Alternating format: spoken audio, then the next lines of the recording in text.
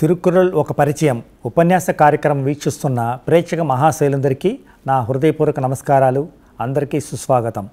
ఇంతవరకు తిరుక్కురల్లో 94 అధ్యాయాల గురించి చర్చించుకున్నాం. ఈరోజు తిరుక్కురల్లో 95వ అధ్యాయం ఔషధం అనే అంశంతో ప్రారంభిద్దాం. ఈ 95వ అధ్యాయం ఔషధం అనే అంశానికి సంబంధించింది. ఔషధం అంటే రోగ నివారణకు ఉపయోగపడేదే ఔషధం. రోగాలు ఎందుకు వస్తాయి, వాటి నుండి నివారణ ఎలా పొందాలి, రోగులకు చికిత్స ఎలా చేయాలి, సరైన వైద్య పద్ధతి ఎలా ఉంటుంది మొదలైన ప్రశ్నలకు సమాధానాలు ఇస్తున్నట్లుగా కురల్ పద్యాలను రచించారు వల్లువర్. రోగాలకు కారణమేమిటో 3 పద్యాలలో వివరించారు వల్లువర్. రోగాలు ఎందుకు వస్తాయి దాని గురించి సుదీర్ఘంగా 3 పద్యాల్లో చెప్పారు. మిగినుం కురయనుం నోయ్ సెయ్యం నూలోర్ వళి ముదలా ఎన్నియ మూండ్రు. ఈ రోగాలు ఎలా వస్తాయంటే వాతం శ్లేష్మం పిత్తం, వాతం శ్లేష్మం పిత్తం అనే వైద్య గ్రంథాలు పేర్కొన్న ఈ మూడింటిలో ఏ ఒకటి అధికమైనా తగ్గినా రోగం వస్తుంది అని ఆయుర్వేద శాస్త్రాలు ఏ విధంగా చెప్పాయో వాటికి ఖచ్చితంగా ఆ పద్ధతిలో వల్లువరు కూడా చెప్పారు. మరుందు ఎన వేండాం యాక్కైక్కు అరుందియదు అట్రదు పోట్రి ఉనిన్. ఇక మనం రోగాలు ఎందుకు వస్తాయి, రోగాలు రాకుండా మనం ఎలా జాగ్రత్తగా ఉండాలంటే దానికి కొన్ని సూచనలు చెప్పారు వల్లువర్.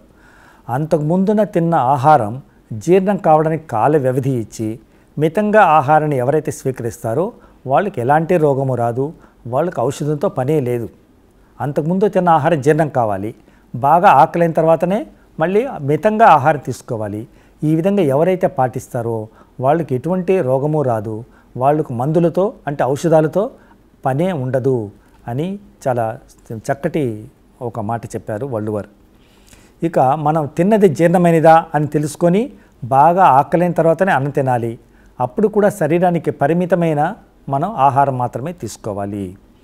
రోగాలు రావడానికి ఇంకొక కారణం ఉందని కూడా చెబుతున్నారు వల్లువర్. అది ఏదంటే ఆకలి బొత్తిగా లేనప్పుడు ఆహారం స్వీకరించినప్పుడు కూడా రోగాలు వస్తాయని హెచ్చరించాడు.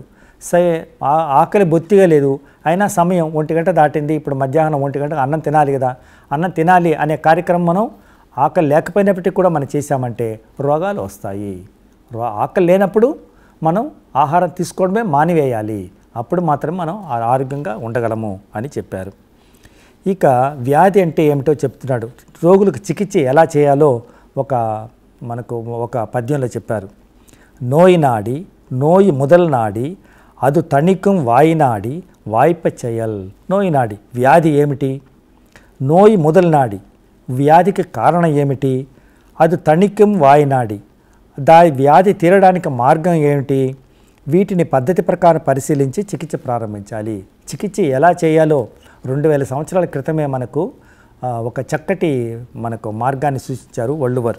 వ్యాధి ఏమిటి, వ్యాధికి కారణం ఏమిటి, వ్యాధి తీరడానికి మార్గం ఏమిటి అని ఈ పద్ధతి ప్రకారం పరిశీలించి మనకు చెప్పారు. ఈ విధంగా 2000 సంవత్సరాల క్రితం తిరుమలలో చెప్పిన సూత్రాలనే నేటి ఆధునిక వైద్య పద్ధతి కూడా అనుసరిస్తూ ఉందని తెలిసినప్పుడు ఆశ్చర్య ఆనందాలతో మనం ఉక్కిరిబిక్కిరవుతాం. వైద్య పద్ధతి ఎలా ఉంటుందో ఒక పద్యంలో చెప్పారు. ఉట్రవన్ తీర్పాన్ మరుందు ఉల్చెల్వాన్ ఎండ్రు అప్పాల్ నార్కుట్రే వరదు. 4 పద్ధతులు ఉంటాయి వైద్య పద్ధతిలో, 4 అంశాలు ఉంటాయి. ఒకటేమో రోగి, రెండవది వైద్యుడు, మూడవది ఔషధం, వీని తర్వాత అన్నిటికంటే ముఖ్యమైనది రోగికి పక్కనే ఉంటే సహాయం చేసేవాడు, రోగికి తోడుగా ఉండేవాడు. ఇలా వైద్య పద్ధతి 4 విధాలుగా ఉంటుంది అని తిరువళ్ళువారు చెప్పారు.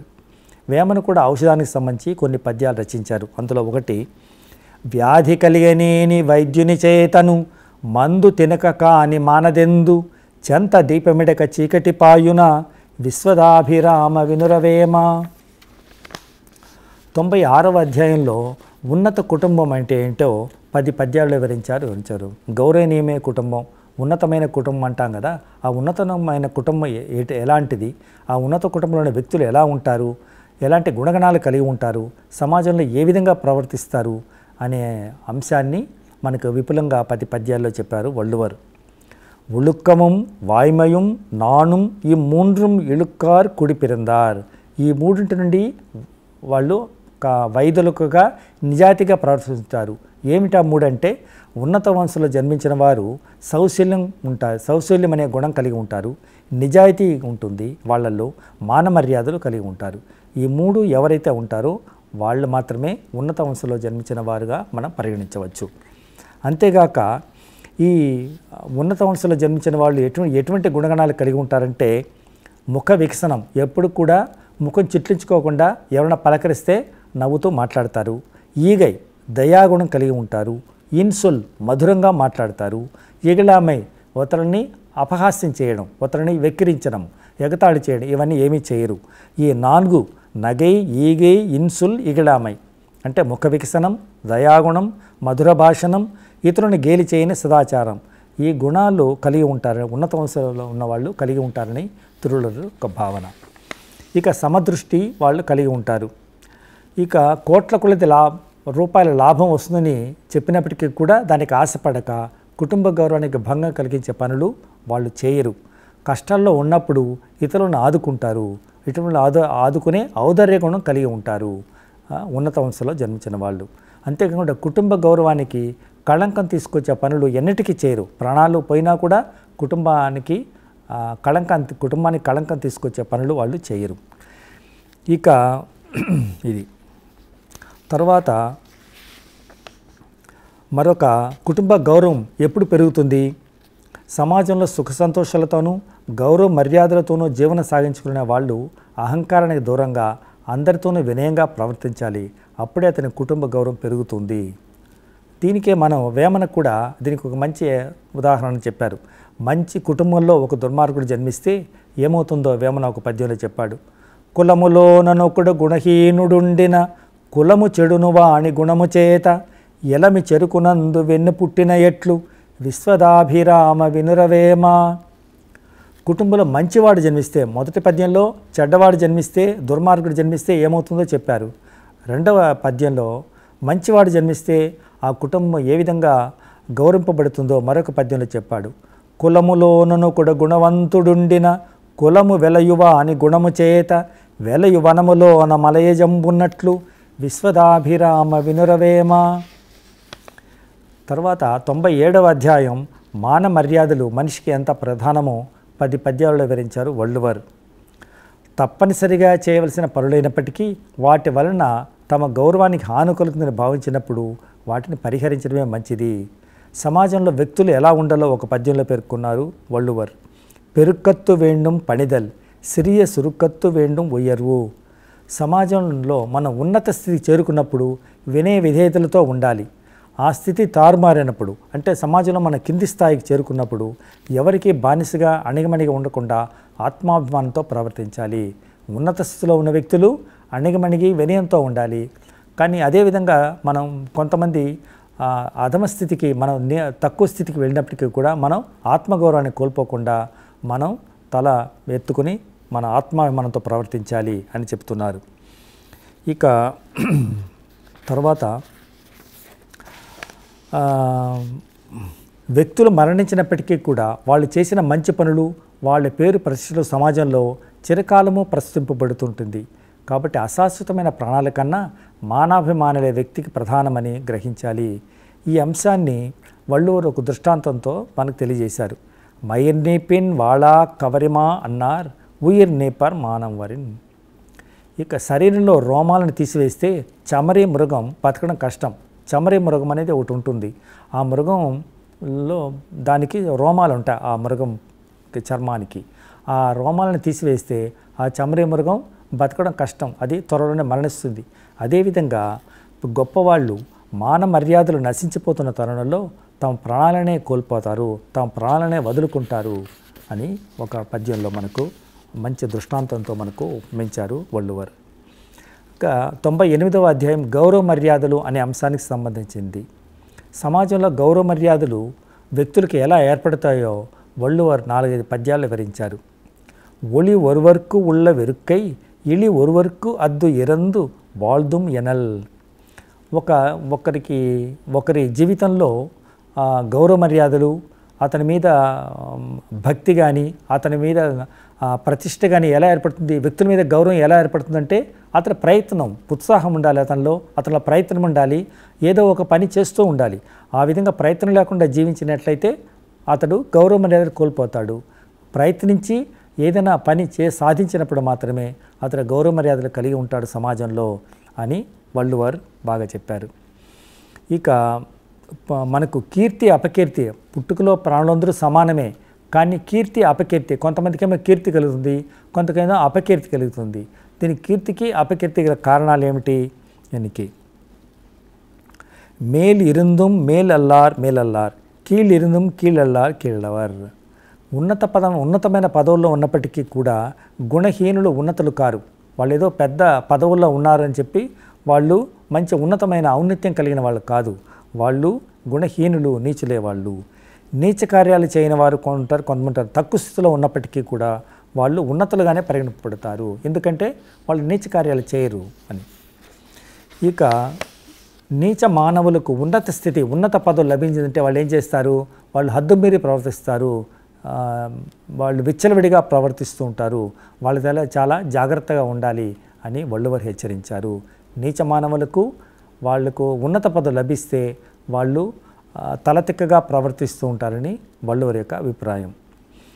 ఇక సదాచారంతో జీవనం సాగిస్తున్న వాళ్ళు అందరితోనూ ఎప్పుడూ మర్యాదగా వినయంగా ప్రవర్తిస్తుంటారు. ఇక అల్పులు మాత్రమే తమను తాము ఎప్పుడూ పొగుడుకుంటూ ఉంటారు. ఇక వినయంగా ఉండడమే చూడండి, పెరుమై పెరుమిదం ఎన్మై సిరుమై పెరుమిదం ఊర్ందు విడల్. వినయంగా ఉండడమే గొప్పతనం, అహంకారంతో వెర్రవేయడమే అల్పత్వం. చిన్న పద్యాల్లో మనకి చెప్పాడు చూడండి, గొప్పతనం ఏంటి? వినయంగా ఉండడమే గొప్పతనం, అహంకారంతో వెర్రవేయడమే అల్పత్వం. ఈ రెండు పదాల్లోనే మనకు తెలిసిపోతుంది గొప్పతనం ఏంటి, అల్పత్వం ఏంటి అనేది. ఇక సజ్జనులు ఎలాంటి పరిస్థితుల్లో కూడా ఇతరుల దోషాలను చెప్పరు, వాళ్ళు జాగ్రత్తగా ఉంటారు. ఎవరైతే ఇతరుల దోషాన్ని వేలెత్తి చూపిస్తుంటారో వాళ్ళను అల్పులుగాను నీచులుగాను భావించాలి. ఇక సమాజంలోని వ్యక్తుల గుణగణాలకు సంబంధించి ఈ 99 అధ్యాయంలో 10 పద్యాలు వివరించారు. సమాజంలో వ్యక్తులు ఎలాంటి గుణగణాలు కలిగి ఉండాలో, సమాజంలో వ్యక్తులు ఎలాంటి గుణగణాలు కలిగి ఉండాలో వள்లువర్ వివరించారు. అటువంటి గుణాలు కలిగి ఉన్నప్పుడు మాత్రమే ఆ సమాజం ఒక ఆదర్శమైన సమాజంగా మనకు ఏర్పడుతుంది అనేది వள்లువర్ యొక్క భావన. అన్బు, నాన్, ఒప్పురవు, కన్నోటం, వాయ్మయుడు, ఐందుం సాల్బు ఊండ్రియతూన్. ఈ 5 గుణగణాలు ఉండాలి. ఈ 5 గుణాలు మంచి శీలాన్ని భరించే స్తంభాలుగా భావించారు వள்లువర్ భావించారు. ఏది ఈ 5 గుణాలు? ఏవే గుణాలు? ఇతరులను ప్రేమాభిమానాలతో చూడడం, అన్బు అంటే ప్రేమతో చూడడం, ఇతరులని దయాదాక్షిణ్యాలతో ప్రేమాభిమానాలతో చూడడం. నాన్ అపకీర్తికి భయపడడం, సిగ్గు. ఒప్పురువు లోకనీతికి అనుగుణంగా నడుచుకోవడం. కన్నోటం దయాగుణంతో ప్రవర్తించడం. సత్యనిష్ట.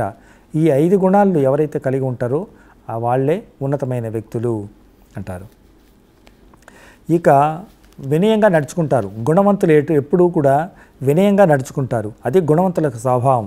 అహంకారం ఉండదు వాళ్ళల్లో. ఎవరైతే అటువంటి స్వభావాన్ని కలిగి ఉంటారో వాళ్ళు తమ శత్రువులను కూడా మిత్రులుగా మార్చుకోగలిగినటువంటి ఉదార ఔన్నత్య గుణం కలిగి ఉంటారు. తమకు అపకారం చేసిన వారికి తిరిగి మేలు చేయకుండా వదిలిపెట్టినైతే మంచి గుణగణాలు కలిగి ఉన్న ప్రయోజనం ఏం ప్రయోజనం? అపకారం చేసిన వారికి తిరిగి మనం ఉపకారం చేయాలి. ఆ విధంగా ఉపకారం చేయకపోతే మనలో ఉన్నటువంటి మంచి గుణాల వల్ల ప్రయోజనం ఏముంది? మనలో మంచి గుణాలు ఉన్నాయి. ఆ మంచి గుణాలు మనకు తెలియాలంటే మనకు అపకారం చేసిన వారికి ఉపకారం చేయడమే మంచిది అని వள்లువర్ సూచించారు. ఇక ధర్మ మార్గం నుండి వైదొలుగక స్థిరంగా ఉంటారు పెద్దలు. ఎటువంటి ప్రళయకాలం వచ్చినప్పటికీ కూడా తమ విద్యుక్త ధర్మాన్ని నుండి వైదొలుగరు పెద్దలు. వాళ్ళు ధర్మ మార్గం నుండే అలాగే అనుసరిస్తూ ఉంటారు. సుమతి శతకం కూడా ఇలాగే మనకు ఒక మంచి పద్యం, ప్రసిద్ధమైన పద్యం మనకు కనిపిస్తుంది. ఉపకారికునుపకారము విపరీతముగాదు సేయ వివరింపంగా అపకారికునుపకారము నెపమన్నక సేయువాడు నేర్పరి సుమతి. తిరుక్కురల్లో 100వ అధ్యాయం సభ్యతా సంస్కారాలు అనే అంశానికి సంబంధించింది. సభ్యత అంటే ఏమిటో ప్రశ్నించే వాళ్లకు సమాధానం చెప్పే రీతిలో వள்లువర్ ఒక పద్యాన్ని రచించారు. అన్బుడమై ఆంధ్ర కుడిపిరెత్తల్ ఇవ్విరండం పண்புవుడమై என்று వళక్కు. 2 గుణాలు కలిగి ఉండాలి. సభ్యత అంటే ప్రేమ స్వభావం కలిగిన వారుగా ఉండాలి. ఉన్నత కుటుంబంలో జన్మించిన లక్షణాలకు సముచితంగా ఉండాలి. ఇదే సభ్యత అనబడుతుంది అని చెప్పారు. ఈ విధంగా ఉన్నప్పుడు మాత్రమే ప్రజల సమాజం ఒక ఆదర్శ సమాజంగా ఉంటుంది. అదే సదాచారాలతో ఆచార మనకు కూడినటువంటి ఒక సమాజం ఏర్పడుతుంది అని వల్లూరి యొక్క అభిప్రాయం. ఇక మనం ఎప్పుడు కూడా పరిహాసంగా నేను సరే ఒకరి గురించి తప్పుగా మాట్లాడకూడదు, ఒకరి గురించి నిందిస్తూ మాట్లాడకూడదు. ఆ విధంగా పెద్దలు ఎటువంటి వాళ్ళంటే పరిణితమైన పెద్దలు శత్రువుల దగ్గర కూడా మర్యాదగా నడుచుకుంటారు, ఎవరిని కూడా అపహాస్యం చేయరు. కరెక్ట్. ఇక స్నేహితులతో కలిసిమెలిసి జీవనం సాగించాలి. అలా ఉండలేని వారిని లోకం పగటిపూట కూడా అటువంటి వాళ్లకు లోకం పగటిపూట కూడా చీటగానే కనిపిస్తుంది. ఇక సభ్యతా సంస్కారం లేని వాళ్ళ సంపాదించిన సంపద ఎలాంటిదో ఒక పద్యంలో వల్లూరు వివరించారు.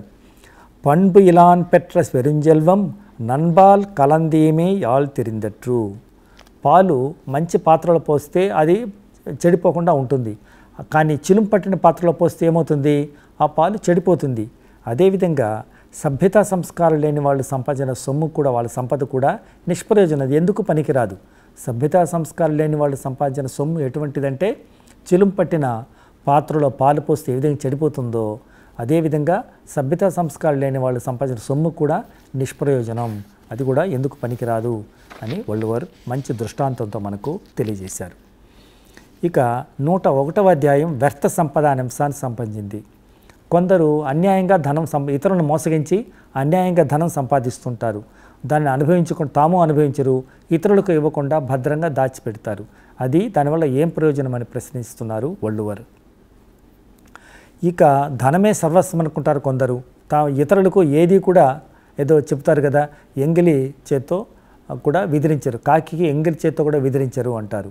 ఆ విధంగా ఎవరికి ఇవ్వకుండా అలాగే తాము తినకుండా అలాగే భద్రపరుస్తూ ఉంటారు. అటువంటి వ్యక్తి వల్ల ప్రయోజనం ఏమిటి, అటువంటి ఒక వ్యక్తికి ఉన్నతగతులు ఎలా లభిస్తాయి అని ప్రశ్నించారు వల్లూరు. ఇక నీచుల దగ్గర పోగుపడిన ధనం ఎలాంటిదో ఒక మంచి ఉపమానంతో మనకి చెప్తున్నారు. ఊరి మధ్య ఒక చెట్టు ఉంటుంది, అది విషము చెట్టు. ఆ చెట్టులో విరగకాసి పండ్లు విరగకాసి ఉన్నాయి, ఆ చెట్టు నుండికి పళ్ళు ఉన్నాయి, కానీ ఇది విషవృక్షం. ఆ పళ్ళు ఎందుకు పనికిరావు, ఆ పళ్ళు తింటే చాలా ప్రమాదం అవుతుంది. కాబట్టి పళ్ళు ఉండి కూడా ప్రయోజనం లేదు, అది ఎందుకు ఉపయోగపడదు. అదేవిధంగా నీచుల దగ్గర చేరిన సొమ్ము కూడా ఎవరికి ఉపయోగపడదు అని చెప్తున్నాడు. ఇక కొంతమంది ధనవంతులు ఉంటారు. ధనవంతులు ఎప్పుడు కూడా దానకర్ణులుగా ప్రసిద్ధి చెందిన ధనవంతులు ఉంటారు. వాళ్ళ దగ్గర వాళ్ళని ఒక మంచి దృష్టాంతంతో పోల్చారు వల్లూరు. వాళ్లకు పేదరికం సంప్రాప్తించినప్పటికీ కూడా ధనవంతులకు దానకర్ణులుగా ప్రసిద్ధి చెందిన ధనవంతులకు పేదరికం సంప్రాప్తిస్తే అది వాళ్ళని మేఘాలతో ఉపమించాడు. మేఘాలు వర్షం కురుస్తాయి, అంతేగాని ఎప్పుడూ కురవకుండా పోదు, కొంతసేపు ఆగినా మళ్ళీ వర్షం కురుస్తాయి. అదేవిధంగా ధనవంతులకు పేదరికం వచ్చినప్పటికీ కూడా అది తాత్కాలికమే, మళ్ళీ వాళ్ళు ధనం సంపాదిస్తారు, మళ్ళీ వాళ్ళ దానగుణాన్ని వాళ్ళు చూపిస్తారు. కాబట్టి అటువంటి వాళ్ళని మేఘాలతో పోల్చారు వల్లూరు. ఇక సుమతి శతకంలో కూడా లోభులను నిందిస్తూ కవి రచించిన పద్యం కనిపిస్తుంది. చీమలు పెట్టిన పుట్టలు పాముల కిరవైన ఎట్లు పామరుడు తగన్ హేమంబు కూడబెట్టిన భూమి సులపాలజేరు భువిలో సుమతి. ఇక 102వ అధ్యాయం సిగ్గు అనే అంశానికి సంబంధించింది. సిగ్గు అంటే ఏమిటో మొదటి పద్యంలోనే వివరించారు వల్లూరు.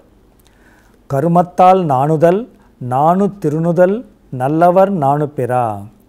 ఇక సిగ్గు అంటే ఏంటంటే చేయకూడని పని చేసినందువల్ల సిగ్గు చెందడాన్నే సిగ్గు అంటారు. సిగ్గు అనేది మామూలుగా ఒక సౌశీల్యం కలిగినటువంటి స్త్రీ సహజంగా పొందే సిగ్గు, దీనికి భిన్నమైంది ఆ సిగ్గు కాదు. ఇది స్త్రీలు పడే సిగ్గు కాదు. సిగ్గు అంటే చేయకూడని పని చేసినందువల్ల ఏర్పడ్డానే ఆ సిగ్గునే సిగ్గు అంటారు. సిగ్గు చెందడం మానవుల ప్రత్యేక లక్షణం, మిగిలిన ప్రాణుల్లో ఇది కనిపించదు. ఇక ప్రాణులన్నింటికీ ఆధారభూతమైంది శరీరం, కానీ పేరు పరిస్థితులతో గౌరవంగా జీవించే పెద్దలకు మాత్రం నిందలకు భయపడే సిగ్గే ఆధారం. ఏదైనా పొరపాటు జరిగితే పెద్దలు తమలో తామే సిగ్గుపడతారు, ఆ సిగ్గే వాళ్ళకు ఆభరణంగా ప్రకాశిస్తుంది. సిగ్గు అనే ఆభరణం లేకుండా ఎంత గంభీరంగా నడిచినప్పటికీ ఆ నడకను ఒక రోగంగానే భావించాలని వల్లూరు యొక్క అభిప్రాయం. కొంతమంది పెద్దలు ఉంటారు, వాళ్ళు తాము చేసిన పనులు తప్పులకు మాత్రమే కాక ఇతరులు చేసిన తప్పులకు కూడా సిగ్గుపడతారు. తాము చేసిన తప్పులకు సిగ్గుపడడం సహజం, కానీ ఇతరులు చేసిన తప్పులకు కూడా పెద్దలైనటువంటి వాళ్ళు సిగ్గుపడతారు. అది వాళ్ళ గొప్పతనం. ఇక లజ్జా స్వభావం కలిగిన పెద్దలు తమ మాన మర్యాదలను కోసం తమ ప్రాణాలైనా వదులుకుంటారు, ప్రాణాలను సైతం వదులుకుంటారు. కానీ ప్రాణాలను కోసం తమ మాన మర్యాదలను మాత్రం వదులుకోరు అని ఒక మంచి దృష్టాంతంతో మనకు తెలియజేశారు. ఇక ఎవడైతే సిగ్గుపడదగినంత పనిచేసి అపనిందల పాలైన వాడు సిగ్గుపడకుండా ఉన్నట్లయితే ధర్మం సిగ్గుపడి అతన్ని వదిలిపెట్టి వెళ్ళిపోతుంది. ఒకడు తప్పు చేస్తాడు, అతడు సిగ్గుపడదగినంత తప్పు పని చేస్తాడు. ఆ విధంగా అపనిందల పాలైన వాడు సిగ్గుపడాలి, నిజంగానే సిగ్గుపడాలి. కానీ సిగ్గుపడకుండా ఉన్నట్లయితే ఆ ధర్మం సిగ్గుపడి అతన్ని వదిలిపెట్టి వెళ్ళిపోతుంది అని చెప్పారు. ఇక మనకు 103వ అధ్యాయం వంశ గౌరవానికి సంబంధించింది. వంశ గౌరవం చాలా ముఖ్యం. మనకు వంశ గౌరవానికి కళంక రాని విధంగా పెద్దలు ప్రవర్తిస్తూ ఉంటారు. పెద్దల గౌరవ మర్యాదలు భంగలకుండా పట్టుదలతో అవిశ్రాంతంగా ఎవరైతే శ్రమిస్తారో వాళ్ళ యొక్క వంశ గౌరవం పెరుగుతుంది. కుడి సేవల్ ఎన్నుం ఒరువరకు దైవం మడిదట్టు తాన్ ముందురం. నా వంశాభివృద్ధికి నేను నా వంతు కృషి చేస్తాను అని ఎవరైతే పట్టుదలతో పని ప్రారంభిస్తారో వారికి భగవంతుడే స్వయంగా నడుముకు వస్త్రం బిగించి కట్టుకొని ముందు నిలబడి సహాయం చేస్తారని వాళ్ళ యొక్క భావన. ఇక ఎవరైతే తమ బంధువులకు సహాయం చేయడానికి ముందుకు వస్తారో వాళ్ళని అందరూ కూడా ప్రశంసిస్తుంటారు. ప్రజలందరూ కూడా వాళ్ళని తమ బంధువుగా, ఆ వ్యక్తిని తమ బంధువుగా భావిస్తారు. ఒక వ్యక్తికి మగటమి అని చెప్పేది అతని శౌర్య పరాక్రమాలకు కాదు, తాను పుట్టిన వంశానికి కళంకం రాకుండా జీవించడమే మగటమి అనిపించుకుంటుంది. శౌర్య పరాక్రమాలు అనేది కాదు, ముఖ్యంగా కళంకం రాకుండా ఎవడైతే జీవిస్తాడో అదే మగటమి అనిపించుకుంటుంది. ఇక యుద్ధరంగంలో సైన్యాన్ని ముందుకు నడిపించి శత్రువులతో వీరోచితంగా యుద్ధం చేసే పరాక్రమవంతులు కొంతమంది ఉంటారు. అదేవిధంగా కుటుంబంలో బరువు బాధ్యతలు పైకెత్తుకొని ఎవరైతే సమర్థవంతంగా నిర్వహిస్తారో ఆ వ్యక్తి వల్లనే వంశ గౌరవం ఇనుముడిస్తుంది. యుద్ధంలో వీరోచితంగా పోరాడతారు, అదే ఒక రకమైనటువంటి సేవ, అదే ఒక రకమైనటువంటి సహాయం అన్నమాట. అదేవిధంగా కుటుంబంలో ఒకరు మాత్రమే బరువు బాధ్యతలను తీసుకొని ఆ కుటుంబాన్ని ముందుకు నడిపిస్తాడు, అది ఒక రకమైనటువంటి సేవ అని చెప్తున్నారు. ఇక పని చేస్తున్నప్పుడు ఎన్నో నిందలు వస్తూ ఉంటాయి, ఎన్నో నీలాప నిందలు కలుగుతూ ఉంటుంది. వాటి కలత చెందకుండా పనిలో అలసత్వం చూపకుండా ముందుకు సాగాలి. అలా చేయకపోయినట్లయితే వంశగౌరవం నాశనం క్షీణిస్తుంది. ఇక వంశగౌరవానికి పాటుపడే వ్యక్తికి ఎన్నో కష్టాలు ఎదురవుతుంటాయి, ఆ కష్టాలంతా కూడా లెక్క చేయకుండా అతడు ముందుకు సాగాలి అని. ఇక కులహీనుడు వేమన కూడా ఇదే విధంగా కులంలో ఎటువంటి వాడు ఉండాలి, మంచివాడే ఉంటే ఎలా ఉంటుంది ఆ కుటుంబంలో, ఆ కులంలో, చెడ్డవాడు ఆ కులంలో ఉంటే ఏమవుతుంది ఆ కులం అనేదానికి 2 మంచి పద్యాలు రచించారు, ప్రసిద్ధమైన పద్యాలు అవి. కులములో ననకుడు గుణహీనుడుండిన కులము చెడును వాని గుణము వలన ఎలమి చెరుకునందు వెన్ను పుట్టిన ఎట్లు విశ్వదాభిరామ వినురవేమ. భర్తృహరి కూడా సుభాషితంలో ఇటువంటి భావాలని వ్యక్తం చేశాడు. ప్రాణిలోకంబు సంసార పతితమగుట వసుధపై గిట్టి పుట్టనివాడు గలడే వాని జన్మంబు సఫలము ఎవ్వాని వలన వంశము అధికోన్నతి వహించి వన్నికెక్కు. ఇక ఈ లోకంలో ఎన్నో వృత్తులు ఉన్నాయి, అన్ని వృత్తుల కన్నా మేలైన వృత్తి ఏదంటే, గొప్ప వృత్తి, ఉన్నతమైన వృత్తి ఏదంటే వ్యవసాయం. ఈ ప్రపంచమంతా కూడా వ్యవసాయం మీదనే ఆధారపడి ఉంది. వ్యవసాయం లేకపోతే మిగిలిన అన్ని వృత్తులు కూడా నశించిపోతాయి అని ఆ వ్యవసాయం యొక్క ప్రాధాన్యతను మనకు 2000 సంవత్సరాల క్రితమే గుర్తించారు వల్లువరు. అందుకే వ్యవసాయం గురించి ప్రత్యేకంగా 10 పద్యాల్లో మనకు వ్యవసాయం యొక్క ప్రాధాన్యతను వివరించారు వల్లువరు. వ్యవసాయ యొక్క ఆవశ్యకతను చెప్పారు. ఉళువారు ఉలగత్తార్కు ఆణి అది అట్రాది ఎಳುవారే పొల్లాం పొరుత్తు.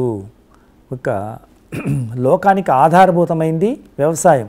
ఎన్నో వృత్తులు చేసేవాళ్ళు ఉంటారు, కానీ వాళ్ళందరూ కూడా వ్యవసాయం మీదనే ఆధారపడ్డారు. వాళ్ళ ఆకలి తీర్చేది వ్యవసాయమే. కాబట్టి ఎన్ని కష్టాలు వచ్చినప్పటికీ కూడా ప్రజలు వ్యవసాయ వృత్తిని మాత్రం మానుకోకూడదు. మిగతా వృత్తులను వదిలిపెట్టేయచ్చు, కానీ వ్యవసాయ వృత్తిని మాత్రం ఎన్నటికీ వదిలిపెట్టకూడదని హెచ్చరించారు వల్లువర్. ఇక వ్యవసాయం చేసి ఎవరైతే జీవనం సాగిస్తారో వాళ్ళ జీవితమే మేలైన జీవితం, అదే ఉన్నతమైన జీవితం. మిగిలిన వాళ్ళందరూ కూడా ఆ వ్యవసాయం చేసే వాళ్ళనే ఆశ్రయించి జీవించాల్సి ఉంటుంది. కాబట్టి వ్యవసాయ వృత్తే మేలైన వృత్తి అని చెప్పాడు. అంతేకాదు ఈ రాజు ఉన్నాడు, దేశాన్ని పరిపాలించే రాజుల శ్వేత ఛత్రం కూడా తమ గొడుగుల నీడల కిందకి తీసుకురాగల సమర్థులు కర్షకులు అని కర్షకులను ప్రశంసిస్తున్నారు వల్లువర్. రైతులు ఎటువంటి వాళ్ళు, ఎటువంటి పరిస్థితులను కూడా ఇతరులను యాచించరు. అంతేకాదు తమ దగ్గరికి వచ్చిన వారికి లేదనకుండా ఇస్తారు. రైతులే లేకపోతే తాపసులు తమ తపోవృత్తిని సాగించుకోలేకపోతారు. వ్యవసాయం వ్యవసాయం యొక్క ప్రాధాన్యత చెప్పడంతో పాటు వ్యవసాయం ఎలా చేయాలో కూడా కొన్ని సూచనలు చేశారు వల్లువర్. ఎలా చేయాలి? పొలాన్ని 1కి 10 సార్లు బాగా దున్నాలి. బాగా దున్నితే ఎరువు అవసరం లేకుండానే పంటలు బాగా పండుతాయి. పొలం దున్నిన తర్వాత పంట వేయడానికి ముందు ఎరువు వేయాలి. కలుపు తీయడం మర్చిపోకూడదు. సమయం చూసుకొని నీళ్లు పెట్టాలి. జాగ్రత్తగా మృగాలు ఏవి దాని మీద పడకుండా దాన్ని కంచె వేసి కాపాడుకోవాలి. ఇన్ని జాగ్రత్తలు తీసుకుని పైరు చేస్తే చాలదు. రైతు తన పొలాన్ని రోజూ వెళ్ళి చూసుకోవాలి. లేకపోతే ద్వేషంతో వెళ్ళిపోయిన పెళ్ళాం వలె పంటలు పండవు అని హెచ్చరించారు వల్లువర్. కొంతమంది అయ్యో బతకడానికి ఎలాంటి మార్గం లేదే అని బాధపడుతూ తిరుగుతుంటారు, సోమరిపోతులుగా తిరుగుతుంటారు. వాళ్ళని చూసి నేల తల్లి నవ్వుతుందట. ఇలం ఎన్రు అసై ఇరుపారే కానిన్ నిలం ఎన్నం నల్లా నగం. నిలం అంటే భూమి అనే తల్లి, నేల తల్లి నవ్వుతుంది ఎవరిని చూసి, అయ్యో బతకడానికి మార్గం లేదే అని సోమరిపోతులుగా కొంతమంది తిరుగుతుంటారు. వాళ్ళని చూసి నవ్వుతుంది. ఎందుకు? వ్యవసాయం చేస్తే ఏదో కొంత భూమిని దున్ని మనం వ్యవసాయం చేస్తే ఒకరి మీద ఆధారపడకుండా మనం స్వయంగా జీవనం సాగించవచ్చు. ఈ మార్గం వాళ్ళకి తెలియలేదే అని చెప్పి నేల తల్లి నవ్వుతుందట. వేమన పద్యాలలో కూడా ఇదే భావాలు మనం చూడవచ్చు. పైరు నెడినవాని ఫలమదే సఫలంబు, పైరు నెడనివాడు ఫలముగనునే, పైరు నెడినవాడు బహుసౌఖ్యవంతుడవు, విశ్వదాభిరామ వినురవేమ. ఇక 105వ అధ్యాయం దారిద్ర్యం అనే అంశానికి సంబంధించింది. లోకంలో ఎంతోమంది దరిద్రులు ఉంటారు. వాళ్ళ యొక్క జీవనం, వాళ్ళ యొక్క దుర్భర జీవితాన్ని గురించి 10 పద్యాల్లో వర్ణించారు. దారిద్ర్యం అనేది రాకూడదు. దారిద్ర్యం అనేది వస్తే అది మహా పాపిష్టి అయినది అని చెప్పాడు. తిరువళ్ళువర్ దారిద్ర్యానికి దృష్టాంతంగా ఉపమానం చెప్పడానికి ప్రయత్నించాడు.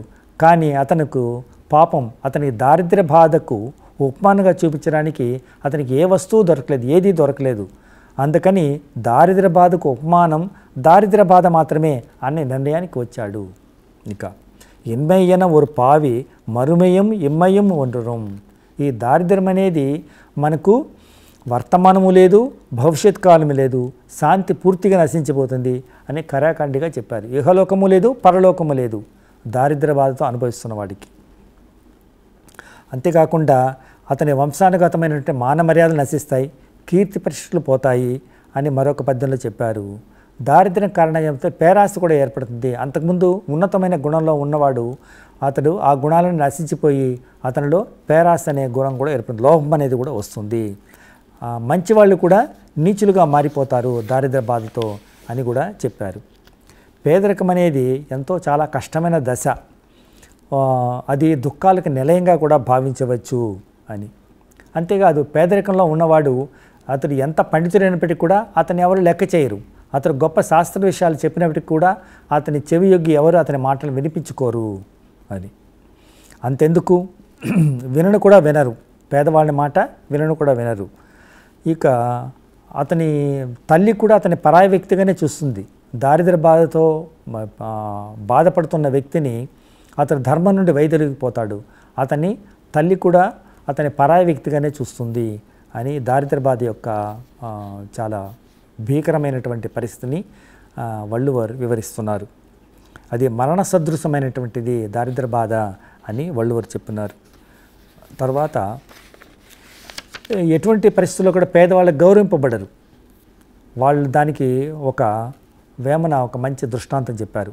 పొత్తడి గెలవాని పుండు బాధయు కూడా వసుదలోన చాలా వార్తకెక్కు, పేదవాని ఇంట పెండ్లైన నెరుగరు, విశ్వదాభిరామ వినురవేమ.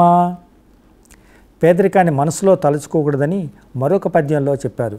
ధనము లేమియనుట దావానలంబగు, తన్ను చెరచు మీరి దాపు జరచు, ధనములేమి మదిని తలపగా పాపంబు విశ్వదాభిరామ వినురవేమ.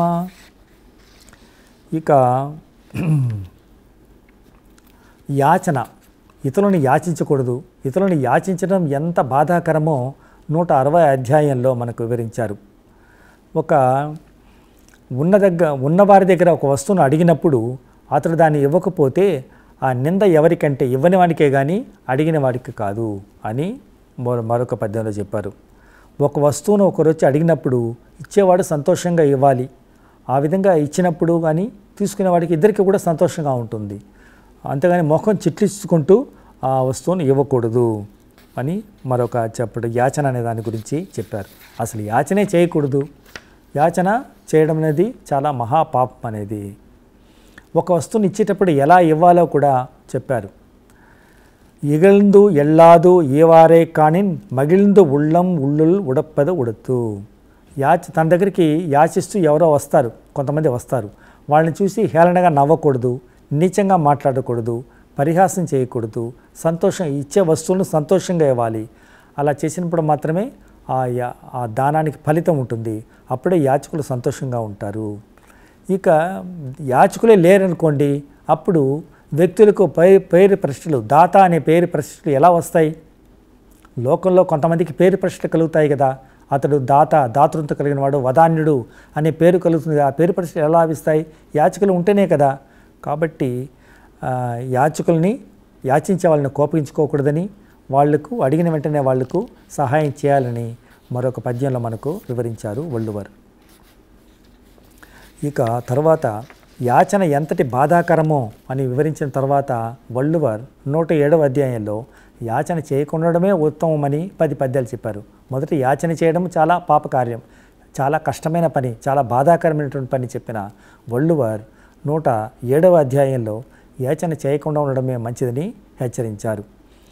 ఇక అతడు వెంటనే అడిగిన వెంటనే ఇచ్చే దయాహృదయం కలిగిన వాడు అయినా సరే అతని దగ్గరికి వెళ్లకుండా ఉండడమే మంచిది అని, యాచన చేయకుండా ఉండడమే మంచిదని చెప్తున్నారన్నమాట.